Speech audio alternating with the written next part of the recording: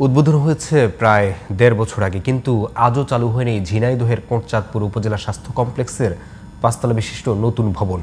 দীর্ঘদিন অরক্ষিত থাকায় চুরি হচ্ছে ভবনের নানা গুরুত্বপূর্ণ সামগ্রী, নষ্ট হচ্ছে মূল্যবান যন্ত্রাংশ। এদিকে নতুন ভবন চালু না হওয়ায় পুরাতন ভবনের শয্যা সহ নানা সংকটে ভোগান্তিতে রয়েছে রোগীরা। স্বাস্থ্য বিভাগ বলছে প্রশাসনিক অনুমোদন না হওয়ায় চালু করা যাচ্ছে না ভবন। ঝিনাইদহ থেকে অলিয়া রহমানের পাঠানো রিপোর্ট, জানাচ্ছেন জুবাইর রহমান। নতুন ভবনের কক্ষে কক্ষে জমেছে ময়লা আবর্জনার স্তূপ। ফ্যানের খাঁচায় বাসা বেঁধেছে পাখি। চুরি হয়ে যাচ্ছে আসবাবপত্র, টিভি ও পানির ট্যাপ সহ গুরুত্বপূর্ণ সামগ্রী। নষ্ট হচ্ছে ঝিনাইদহের কোটচাঁদপুর উপজেলার স্বাস্থ্য কমপ্লেক্সের নতুন ভবনের গুরুত্বপূর্ণ যন্ত্রাংশ।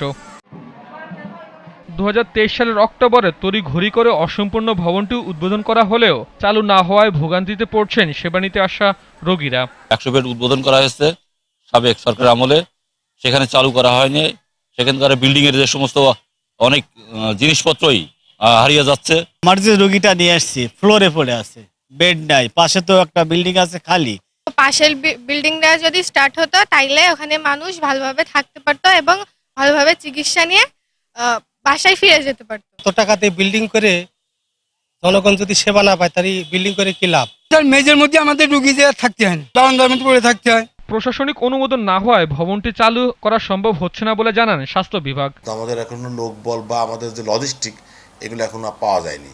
তো আমরা লিখছি, জানাইছি উপরে, আমরা চাই যে ওই দ্রুত ১০০ বেড চালু হোক।